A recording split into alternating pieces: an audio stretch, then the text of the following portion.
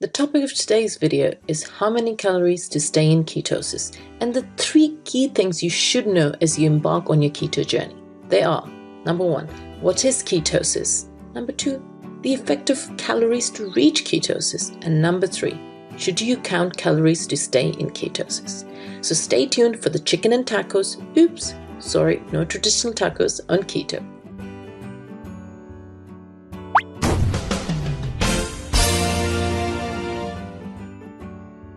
Greetings and welcome to Keto Unify, a channel dedicated to sharing keto stories, research and types of keto diets suitable for different groups of individuals. You see, the ketogenic diet first gained fame through its effectiveness for weight loss. The high-fat, low-carb diet promotes nutritional ketosis, which is a normal metabolic state marked by moderate levels of ketones in the blood. The idea with carb restriction is that it prompts the release of body fat to be burned or converted to ketones for energy, which is our body's alternative source of energy instead of burning glucose, thus taking you into ketosis. You see, when it comes to weight, calories are often talked about but frequently misunderstood. Indeed, whether counting calories is actually useful for weight loss or to get into ketosis for that matter is debatable. But to understand the effect of calories to reach ketosis, you first need to know how many calories do carbs, protein and fat provide. You see, each macronutrient provides a specific amount of calories.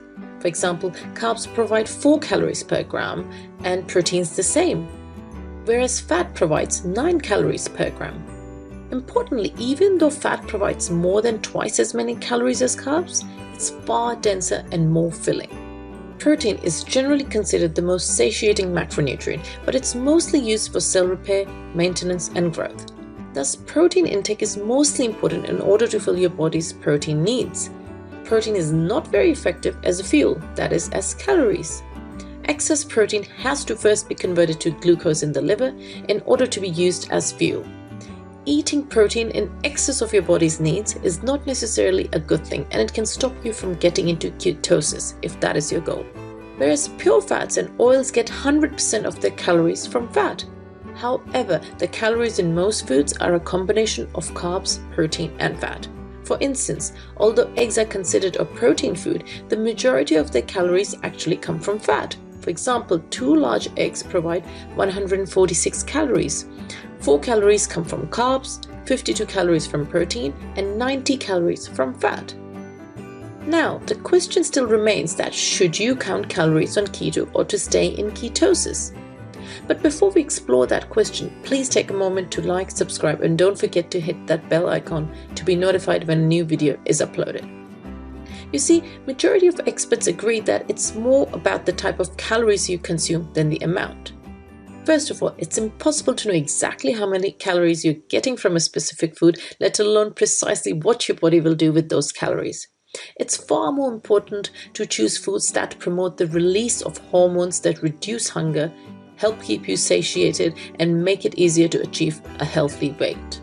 Personally, I've never counted calories on my keto journey, and most keto doctors and nutritionists don't recommend counting calories either. In general, strict control of calorie balance is unnecessary on the ketogenic diet. Why? Because the amount of satiety brought to us from what we eat on a keto diet will naturally restrict the amount of calories we are eating. The keto diet is consistent with the foods we were designed to eat, a diet low in starchy, sugary carbs and favoring proteins and fats, along with fiber-rich vegetables, was the mainstay for humans for thousands of years. Proteins and fats promote satiety and help control blood sugar to reduce cravings. Resting metabolic rate increases somewhat and does not continue to spiral downward as the body sheds excess fat. As you become more keto adapted, calories burn at a higher rate. Elevated levels of ketones even reduce inflammation. In short, focus on whole foods that contain high quality protein, healthy fat, and nutrient-dense fibrous carbs, especially vegetables. And if you're really struggling to get into ketosis or to lose weight, then stay away from high-calorie, high-reward foods that are easy to overindulge in, even if they are low in carbs, for example, cheese and nuts.